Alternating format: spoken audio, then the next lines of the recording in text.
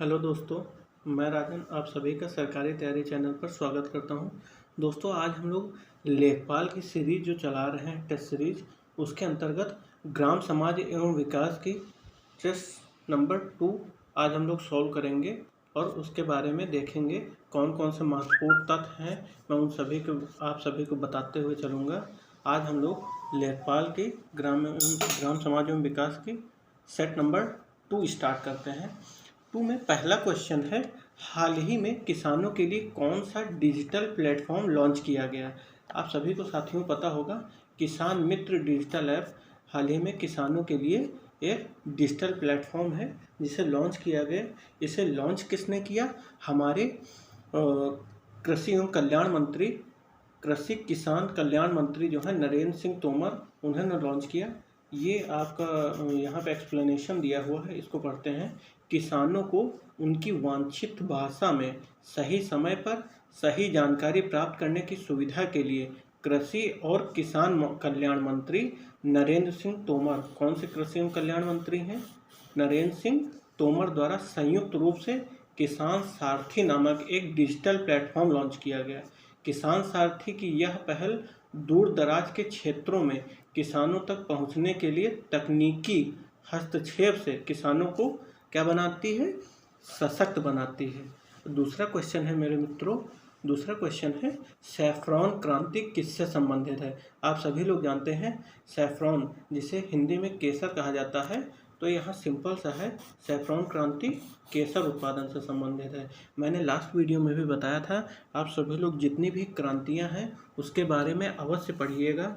क्यों पढ़िएगा? क्योंकि लेखपाल की परीक्षा में सैफरॉन मतलब रेवोल्यूशन से संबंधित कोई ना कोई प्रश्न जरूर पूछा जाएगा। ठीक है, तो आप सभी लोग यहाँ पे देखिए कि और कौन कौन सी क्रांतियाँ हैं।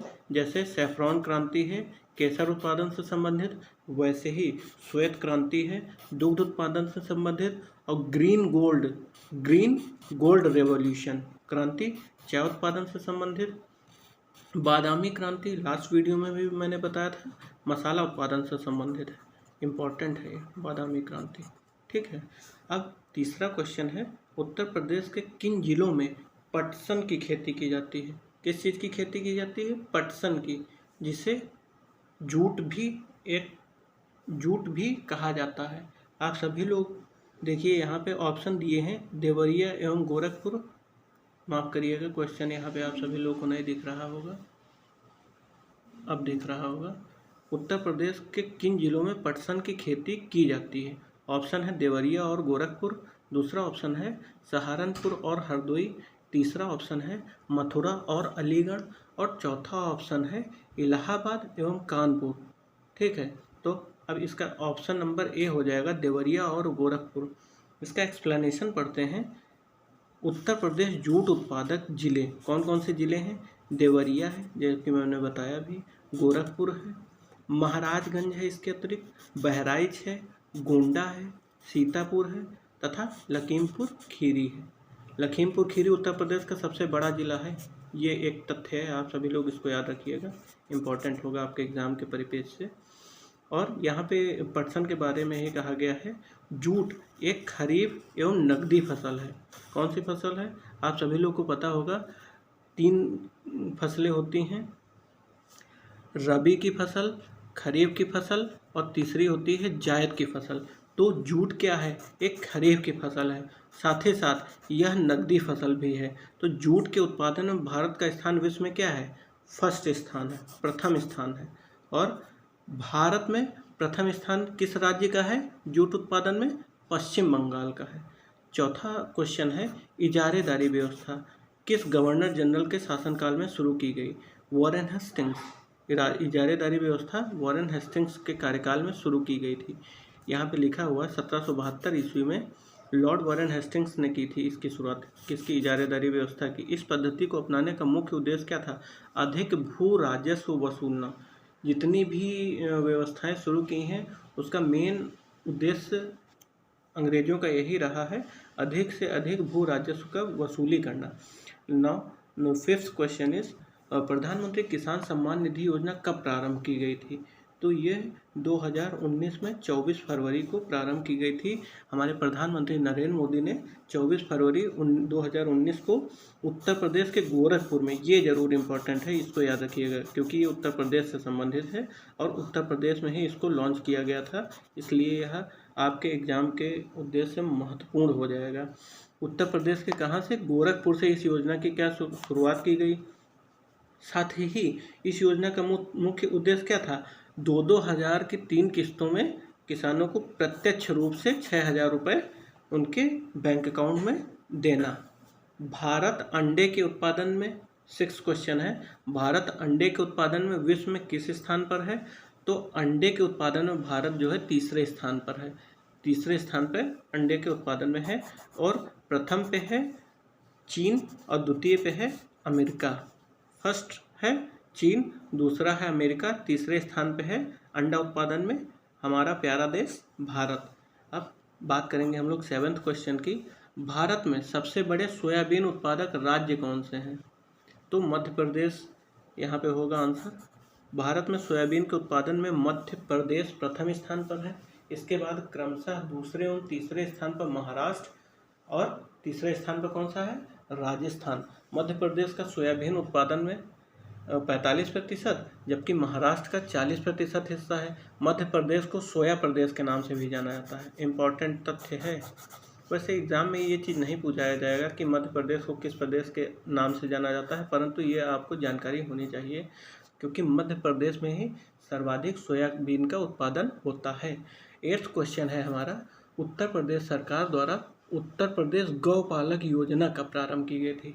यह योजना से संबंधित सवाल है। मैंने लास्ट वीडियो में भी आप सभी को बताया है कि 3 से 4 क्वेश्चन योजना से संबंधित जरूर पूछे जाएंगे।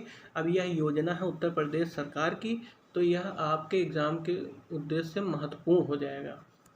आप सभी लोग समझिए यहाँ पे गौपालक योजना कब प्रारंभ की गई। गौपालक योजना हमारी 22 जनवरी 2019 को प्रारंभ की गई। उत्तर प्रदेश गौपालक योजना 22 जनवरी 2019 को प्रारंभ किया गया। इस योजना के अंतर्गत पशुपालकों को 10 लाख तक ऋण उपलब्ध कराने का प्रावधान है। कितने लाख का ऋण उपलब्ध कराने का प्रावधान है? 10 लाख का। ठीक है। और इस योजना का मुख्य उद्देश्य क्या रहा है? उस योजना का मुख्य उद्देश्य है राज्य के जितने भी बेरोजगार युवक हैं उनको रोजगार प्रदान करना। ठीक है। अब 9th क्वेश्चन है, भारत का प्रथम कैशलेस गांव कौन सा है? कैशलेस गांव ये इम्पोर्टेंट है। घसई महाराष्ट्र इम्पोर्टेंट गांव है। कौन सा गांव है इम्पोर्टेंट? घसई महाराष्ट्र हमारा कैशलेस गांव है। और इस गांव में क्या होता है? इस गांव में क्वेश्चन आपको हम दिखा दें, भारत का प्रथम कैशलेस गांव कौन सा है? रिपीट करते हैं, भारत का प्रथम कैशलेस गांव कौन सा है? घसई महाराष्ट्र 9th क्वेश्चन है। यहाँ पे क्या इंपॉर्टेंट तथ्य यह है कि इस गांव में नकदी रहित लेन देन के लिए स्वाइप मशीनों का उपयोग होता है। आप समझिए गांव ये घसई गांव जिसका नाम हम लोग ले रहे हैं कितना हाईटेक है। अच्छे अच्छे शहरों में अभी स्वाइप मशीनों का उपयोग नहीं हो रहा है, हालांकि शहरों को नहीं कहेंगे, परंतु आप सब लोग समझिए यहाँ पे गांव में स्वाइप मशीनों का उपयोग हो रहा है। कितने गर्व की बात है हमारे भारत को। ठीक है। अब हम लोग 10th क्वेश्चन पे आ रहे हैं। हाइड्रोपोनिक्स कहलाता है। हाइड्रोपोनिक्स क्या कहलाता है? जो हाइड्रोपोनिक्स मीन्स पानी में पौधों को उगाना हाइड्रोपोनिक्स हो जाएगा। और हवा में पौधों को उगाने को क्या कहते हैं? एरोपोनिक्स।